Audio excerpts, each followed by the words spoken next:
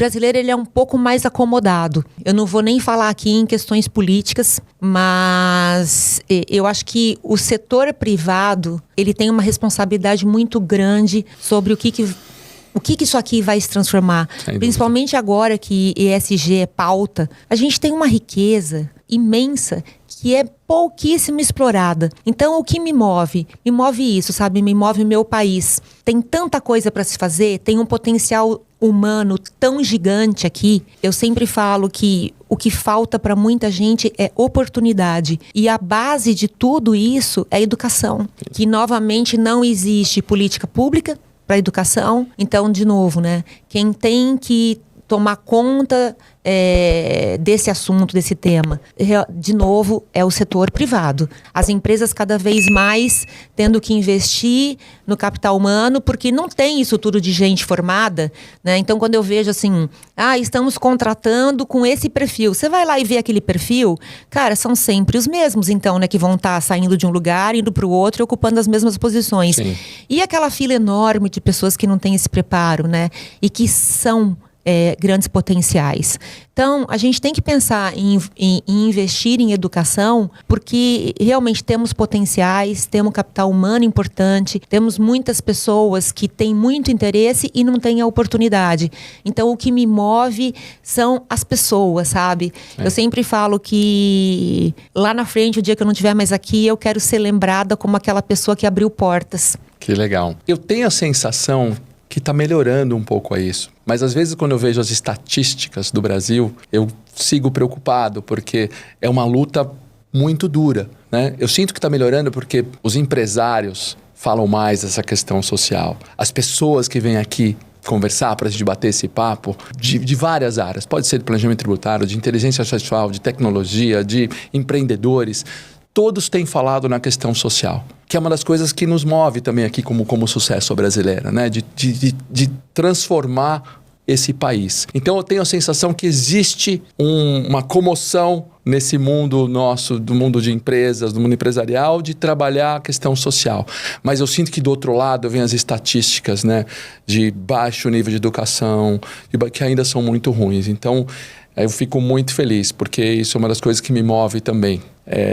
A gente tem feito vários programas e a gente vai estar conversando um pouquinho desses programas sociais que a gente tem feito, tem participado aqui, que as pessoas têm sugerido que a gente participasse nesse intuito. Então é grandioso. Quando você fala de ESG, como é que você vê as empresas hoje se adaptando a isso ou entrando nessa plataforma? Não, mas nesse assunto?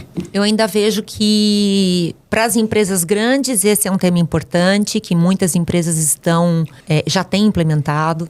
Vamos chamar de 3 letrinhas, né? Não as 3 letrinhas, mas muitas empresas grandes têm. As empresas pequenas, as empresas familiares ainda estão engatinhando. É uma grande oportunidade. Se a gente pegar a parte só de governança e compliance, essa tem que ser uma obrigação desde o início dos anos 2000, não tem como escapar. Se a gente pensar no E e no S, né? Aí eu acho que pega um pouco mais.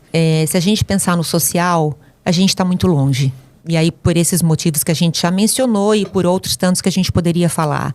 Se a gente pegar o E, embora a gente como vive aqui, a gente tende a criticar o país, né? Mas o Brasil, por exemplo, é um país que ele está à frente se a gente pensar, por exemplo, transporte. É o que move o nosso transporte. Nós somos um dos únicos países do mundo que tem etanol.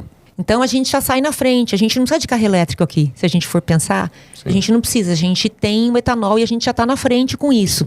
Mas a gente está muito atrás em outras coisas que a gente tem que pensar. E não tem mais volta, né? E não tem mais volta para o mundo. Tem um estudo que mostra que no ano de 2050, essa nossa faixa América Latina e África, nós teremos 365 dias por ano com uma média de temperatura de 40 graus.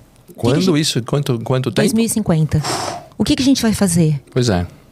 Dá para ESG, dá para falar horas. É mandatória essa história de clima. Eu acho que nenhum ano nós estamos, né, 2023, 2024, o ano de 2023 acho que nunca foi tão sentido a mudança climática como agora. Sim, né? A gente está pensando em clima, né? Mas se a gente pensar no que isso traz além de clima, né? Escassez de alimento, doenças novas, doenças que não existiam em determinados lugares do mundo, determinados alimentos que eram produzidos e hoje têm menor escala por conta do clima. Eu estava lendo que 95% dos empresários brasileiros, eu não sei se de grandes ou pequenas empresas, mas pensam em ESG nesse momento. Então, eu acho que está nas grandes empresas, como você falou, nas médias, e nos pequenos ainda, os pequenos têm que tentar sobreviver no Brasil, que tem outras dificuldades aí, tributárias, jurídicas e de mudanças econômicas. Mas acho que todo mundo tem isso em mente. Eu acho que não tem. Desculpa, Ainda bem, assim vira um papo, mesmo, né? Não tem. E eu acho Você acha que é mera estatística? Não, eu acho que é uma utopia. As grandes empresas, sim, mas as médias e as pequenas, não. Então, quando você pensa em sobreviver, se você não pensar em ESG, você não vai sobreviver. É fundamental.